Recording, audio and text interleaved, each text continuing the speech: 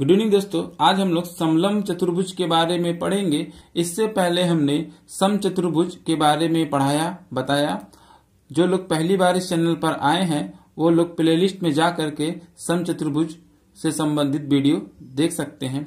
आइए स्टार्ट करते हैं हम लोग समलंब चतुर्भुज। वह चतुर्भुज जिसकी दो भुजाएं समांतर हों तथा अन्य दो भुजाएं समांतर न हो तो वह चतुर्भुज समलंब चतुर्भुज कहलाता है। आइए इसको हम लोग फिगर के माध्यम से समझते हैं। आपके सामने ये एक चतुर्भुज है जो कि समलंब चतुर्भुज है। AB भुजा CD भुजा के क्या है, समांतर है।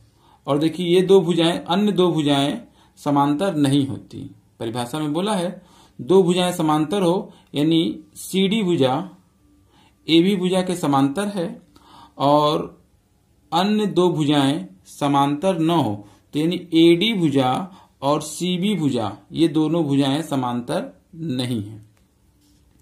तो हमने क्या किया, AB भुजा को स्मॉल a से और CD भुजा को स्मॉल b से लिखा। अब हम समलंब चतुर्भुज का क्षेत्रफल देखेंगे। इससे संबंधित फार्मूला, जो कि फार्मूले को पहले से हमने लिख रखा है, ये देखिए। समलंब चतुर्भुज का क्षेत्रफल बराबर 1/2 समांतर भुजाओं का योग गुणे ऊंचाई। ऊंचाई को हम लोग कहते हैं दो समांतर रेखाओं के बीच की दूरी। अब हम लोग लिखेंगे 1/2 गुणे में समांतर भुजाओं का योग। तो देखिए पहली समांतर भुजा A है जो कि समलंब चतुर्भुज की सबसे बड़ी भुजा है, जो कि समलंब चतुर्भुज की सबसे बड़ी भुजा है वो A होगी, प्लस समांतर भुजाओं का योग। दूसरी भुजा CD भुजा है, इसे हम लोग स्मॉल b से लिखे हैं तो हम यहां लिखेंगे b इंटू ऊंचाई। ऊंचाई यानी दो समांतर रेखाओं के बीच की दूरी को कहते हैं, ये ऊंचाई हो जाएगी। ये हमारा हो जाएगा समलंब चतुर्भुज का क्षेत्रफल यानी एरिया। ये हमारा पहला फार्मूला हो जाएगा। इसमें सिर्फ हम लोग दो फार्मूले देखेंगे। पहला फार्मूला समलंब चतुर्भुज का क्षेत्रफल और दूसरा होगा समलंब चतुर्भुज का परिमाप। दूसरा फार्मूला जो होगा हमारा समलंब चतुर्भुज का परिमाप।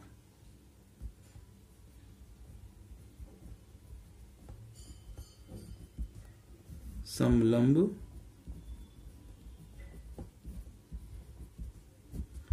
चतुर्भुज का परिमाप। देखिए समलंब चतुर्भुज का परिमाप का फार्मूला होगा चारों भुजाओं का योग। चारों भुजाओं का योग, ये दो फार्मूले हैं।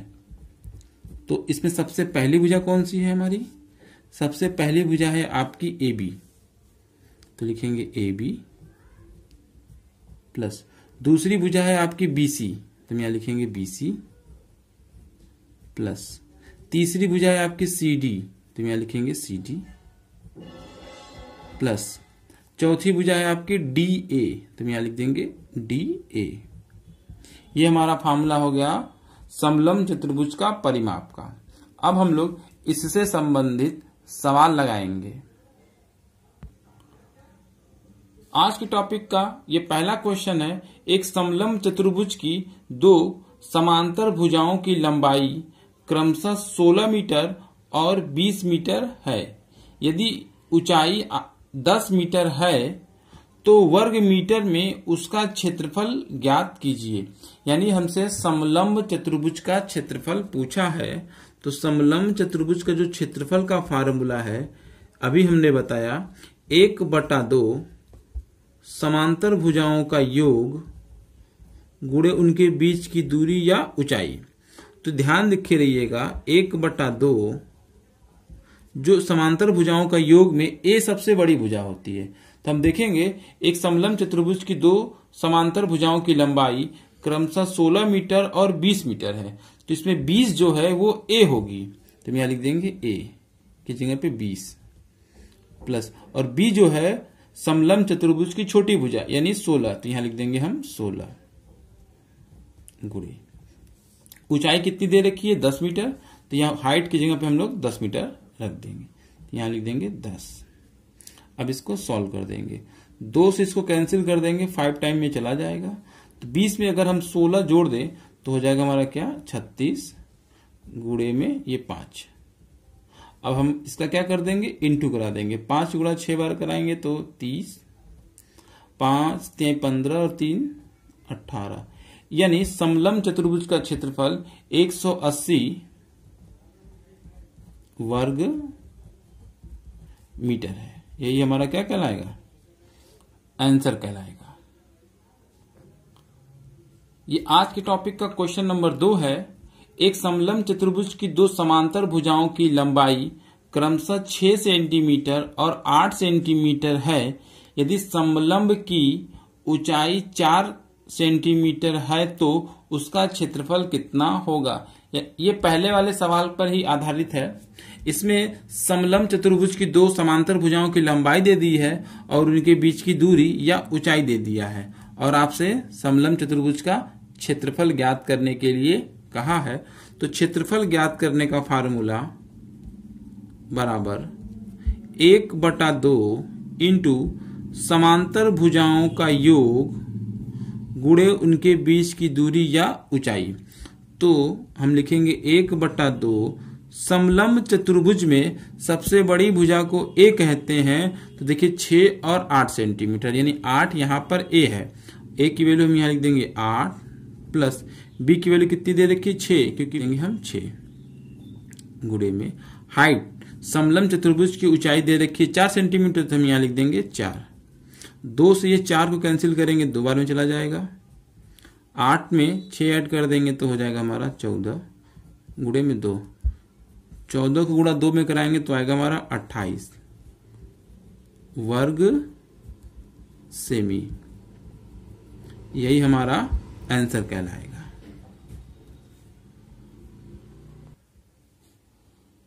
ये आज के टॉपिक का क्वेश्चन नंबर 3 है। एक समलंब चतुर्भुज की समांतर भुजाएं 18 सेंटीमीटर तथा 24 सेंटीमीटर है। यदि इनके क्षेत्रफल 210 वर्ग सेमी हो तो उसके समांतर भुजाओं की लंबवत दूरी क्या है। यानी समांतर भुजाओं के बीच की दूरी या ऊंचाई ज्ञात करने के लिए कहा है। क्या दिया है, समांतर भुजाओं की लंबाई दे रखा है और क्षेत्रफल दे रखा है। तो हम यहां लिखेंगे समलंब चतुर्भुज का क्षेत्रफल बराबर 1/2 समांतर भुजाओं का योग गुणे उनके बीच की दूरी बराबर। देखिए समलंब चतुर्भुज का क्षेत्रफल कितना दे रखा है 210, तो हम यहां लिखेंगे 210।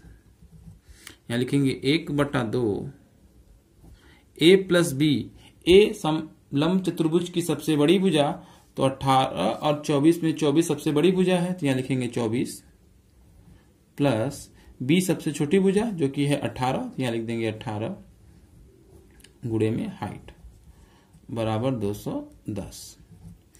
1/2 गुणे में 24 में हम 18 ऐड कर देंगे तो हो जाएगा हमारा 42 इंटू हाइट बराबर 210।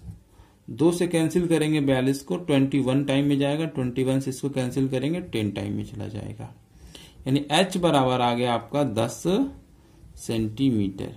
यही समलंब चतुर्भुज की ऊंचाई या समानांतर भुजाओं की लंबवत दूरी है। ये आज के टॉपिक का क्वेश्चन नंबर 4 है। एक समलंब आकार के एक क्षेत्र का क्षेत्रफल 1440 वर्ग मीटर है। समांतर भुजाओं के बीच की लंबवत दूरी 24 मीटर है। यदि समांतर भुजाओं का अनुपात 5:3 हो तो बड़ी समांतर भुजा की लंबाई होगी। तो याद रखे रहिए, यहां पर समलंब चतुर्भुज का क्षेत्रफल दिया है, ऊंचाई दे रखी है, दोनों भुजाओं में रिलेशन दे रखा है और सबसे बड़ी भुजा फाइंड आउट करने के लिए आपसे कह रहा है।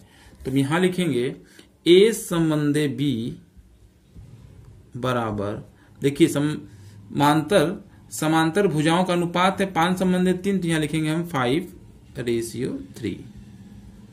तो ए हो जाएगा हमारा 5 है तो 5x लिखेंगे और b हमारा हो जाएगा 3 है तो 3x लिखेंगे, क्योंकि जब भी अनुपात को हटाते हैं तो इन दोनों में एक चर राशि से गुणा करते हैं। अब हमें क्या ज्ञात करना है? बड़ी भुजा की लंबाई। तो हम करते हैं समलंब चतुर्भुज के क्षेत्रफल का फार्मूला लिखते हैं।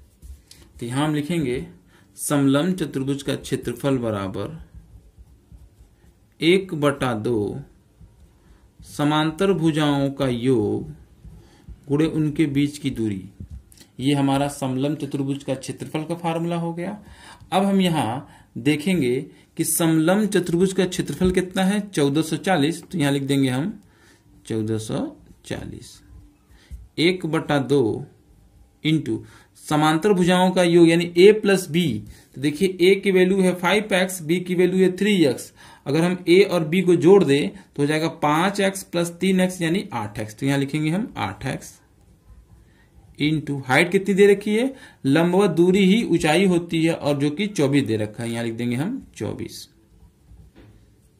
बराबर 1440। ये हो जाएगा हमारा। अब क्या करेंगे? इसको सॉल्व करेंगे।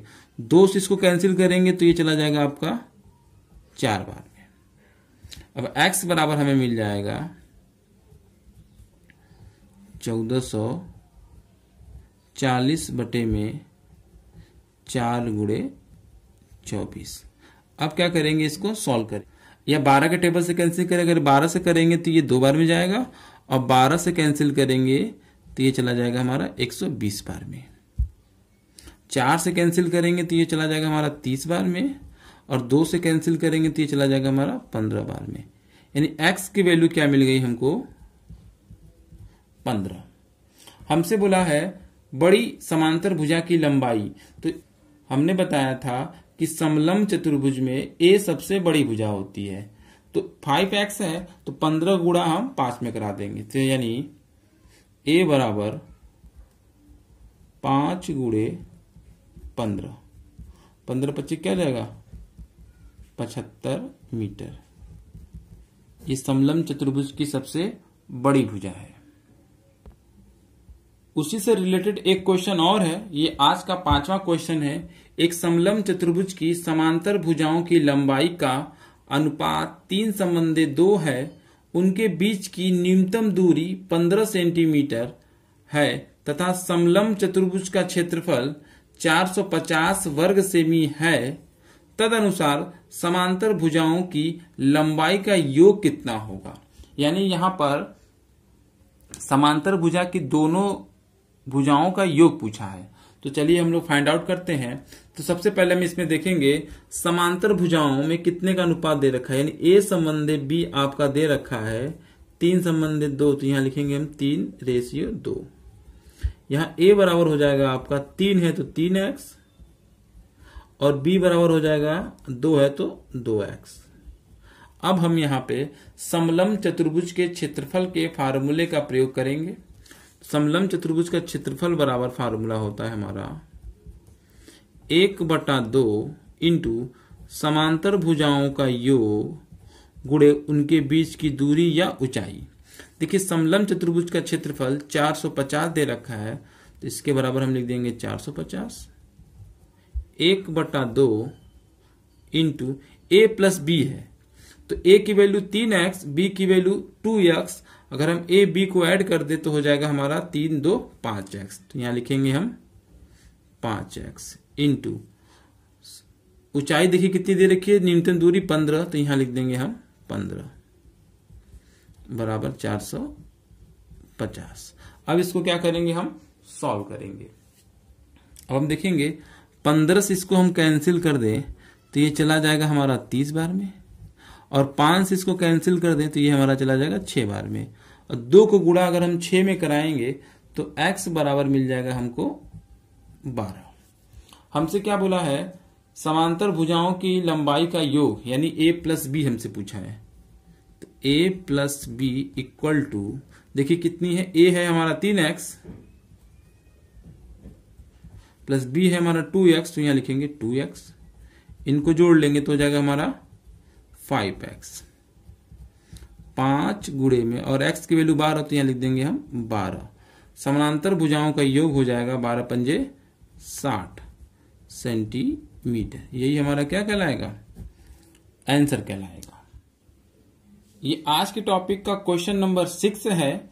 एक समलंब की दो समांतर भुजाओं की लंबाई 28 सेंटीमीटर और 40 सेंटीमीटर है।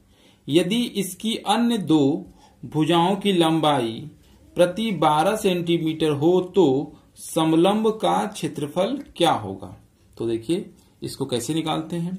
हम सबसे पहले एक समलंब चतुर्भुज बनाते हैं, देखते हैं।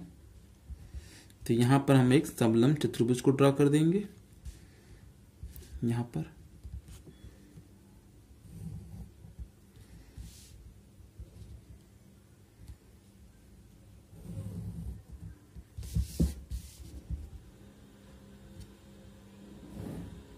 ये आपका एक समलंब चतुर्भुज है जिसके शीर्ष हैं ए, बी, सी और डी। समलंब चतुर्भुज में सबसे बड़ी भुजा है ए बी और सबसे बड़ी भुजा की लंबाई दे रखी है 40 सेंटीमीटर। तो ए बी आपका 40 सेंटीमीटर, ए बी को ही हम लोग क्या कहते हैं, स्मॉल ए। ये आपका 40 सेंटीमीटर हो गया। समलंब चतुर्भुज की ये छोटी भुजा हो गई। समानांतर भुजाओं में ये छोटी भुजा होगी सी डी, जिसको हम लोग स्मॉल बी कहते हैं और जिसका लेंथ दे रखा है 28 सेंटीमीटर। तो यहां लिख देंगे हम 28 सेंटीमीटर। अब इसके बाद बोला है अन्य दो भुजाओं की लंबाई 12 सेंटीमीटर है। तो ये भुजा आपकी हो जाएगी 12 और ये वाला भी हो जाएगा आपका 12। अब हम क्या करेंगे, डी से ए बी पर एक लंब देंगे। डी से ए बी पर एक लंब रेखा खींचेंगे जो बिंदु ई पर कटेगा और सी से भी हम ए बी भुजा पर एक लंब खींचेंगे जो कि आप बिंदु पर मिलेगा। अगर ये लंब खींचे तो इधर भी 90 डिग्री का कोण बनेगा और इधर भी, और इस साइड भी आपका क्या बनेगा, 90 डिग्री का कोण बनेगा और इधर भी बनेगा। एक चीज ध्यान दीजिएगा, यदि आपकी डी सी के बीच की दूरी है 28 सेंटीमीटर तो ई और एफ के भी बीच की दूरी कितनी हो जाएगी, 28 सेंटीमीटर। तो 40 में से 28 माइनस हो गया तो बचा कितना, 12 सेंटीमीटर। तो उसमें से आधा ये हो जाएगा, ये 6 सेंटीमीटर हो जाएगा और एफ से बी के बीच की दूरी भी 6 सेंटीमीटर हो जाएगा। अब हम नोटिस करेंगे कि एक समकोण त्रिभुज बना ए ई डी। एक समकोण त्रिभुज बना, कौन सा, समकोण त्रिभुज ए ई डी में। यदि समकोण त्रिभुज है तो इसमें हम लोग पाइथागोरस थ्योरम का यूज करेंगे। उसका सूत्र होता है कर्ण का स्क्वायर बराबर, यानी कर्ण का स्क्वायर बराबर लंब का स्क्वायर प्लस आधार का स्क्वायर। तो 90 डिग्री के सामने वाली भुजा कर्ण होती है, कर्ण यहां 12 है, 12 का वर्ग करेंगे तो 144 हो जाएगा लंब। तो ये डी और ई के बीच की दूरी को लंब कहा गया है, वो समलंब चतुर्भुज की हाइट होगी। तो यहां लिखेंगे एच स्क्वायर प्लस। अब आधार की बात आती है तो ए से ई के बीच की दूरी को आधार कहा गया है। तो ये हमारा 6 का वर्ग कर देंगे तो हो जाएगा हमारा 36। अब क्या करेंगे, 36 लाएंगे, 144 में से माइनस कर देंगे।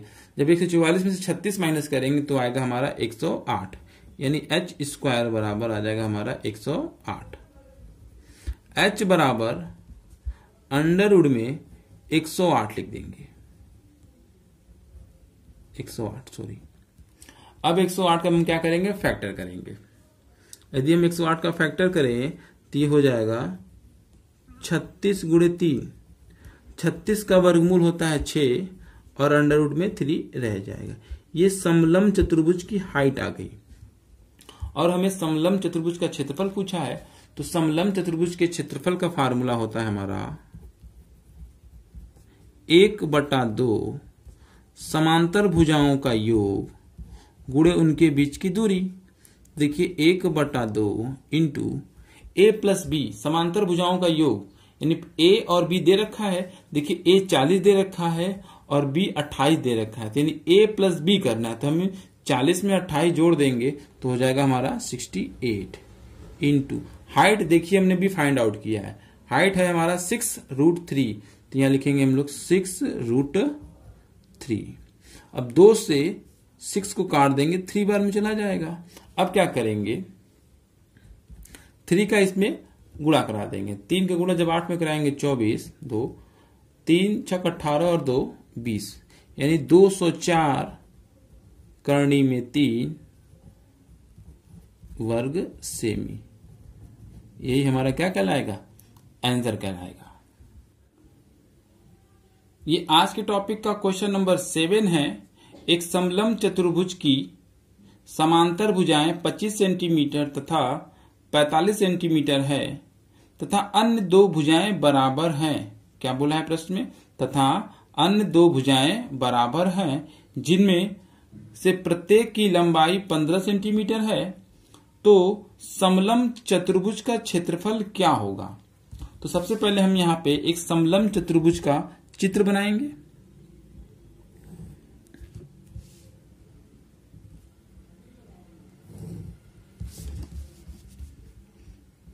ये चित्र हमारा बन के तैयार हो गया। ए बी समलंब चतुर्भुज की सबसे बड़ी भुजा जिसकी लंबाई है 45 सेंटीमीटर, तो ए बराबर 45।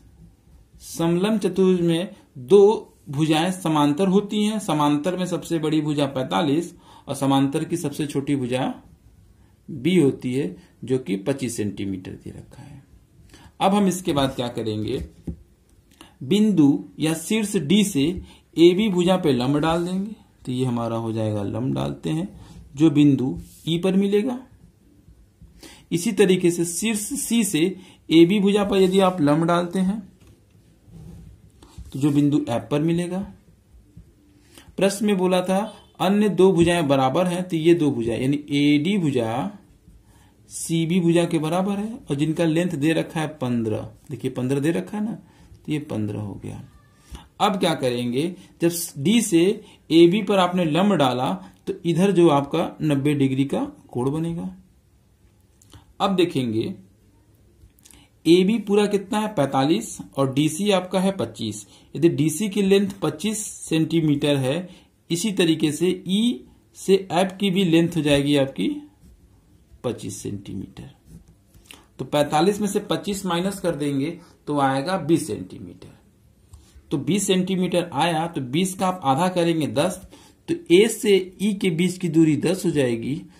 इसी तरीके से एफ से बी के बीच की दूरी भी 10 हो जाएगी। अब हम क्या करेंगे, डीई फाइंड आउट करेंगे। डीई समलंब चतुर्भुज की हाइट होती है। तो देखेंगे यहां पर एक समकोण त्रिभुज बना ए ई डी, समकोण त्रिभुज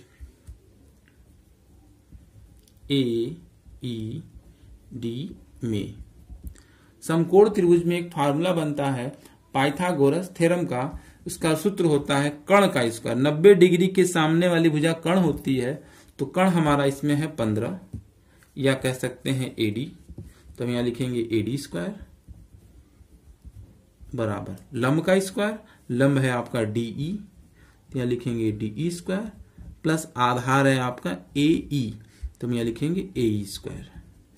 एडी की वैल्यू दे रखी है कितना 15, 15 का वर्ग हो गया 225 बराबर डीई की वैल्यू क्या है, डीई की वैल्यू एच है स्मॉल, यानी स्मॉल एच का वर्ग प्लस एई के बीच की दूरी कितनी है 10, 10 का वर्ग कर देंगे तो यहां अब 100 को लाएंगे 225 में से माइनस कर देंगे तो एच स्क्वायर बराबर हो जाएगा हमारा क्या 225 में से 100 चला जाएगा तो 125 और एच बराबर अंडर रूट में 125 का हम गुणनखंड कर देंगे 5 गुणे 5 गुणे 5, 5 का जोड़ा बनेगा तो करनी में से 1 5 बाहर आ जाएगा और 1 5 रह जाएगा। ये हमारा हो गया समलंब चतुर्भुज की हाइट। प्रश्न में आपसे बोला था समलंब चतुर्भुज का क्षेत्रफल, तो हम यहाँ पे समलंब चतुर्भुज के क्षेत्रफल का फार्मूला लिखेंगे। समलंब चतुर्भुज का क्षेत्रफल बराबर 1/2 समांतर भुजाओं का योग गुणे उनके बीच की दूरी या हाइट। तो यहां लिखेंगे बराबर 1/2 ए प्लस बी। देखिए ए की वैल्यू है 45 और बी की, तो ए और बी जोड़ देंगे तो 45 में अगर हम 25 जोड़ दें तो हो जाएगा हमारा 70 गुणे में। और हाइट की वैल्यू देखिए कितना निकाले हम लोग, 5√5। यहां लिखेंगे हम लोग 5√5। अब क्या करेंगे, 2 से 70 को कैंसिल करेंगे तो 35 बार में चला जाएगा। 5 गुणा 35 में करेंगे तो आएगा हमारा 175 करनी में 5 वर्ग सेमी। यही हमारा क्या कहलाएगा, समलंब चतुर्भुज का क्षेत्रफल। यदि आपको यह हमारा वीडियो पसंद आया हो तो इसे लाइक करें, सब्सक्राइब करें और ज्यादा से ज्यादा शेयर करें।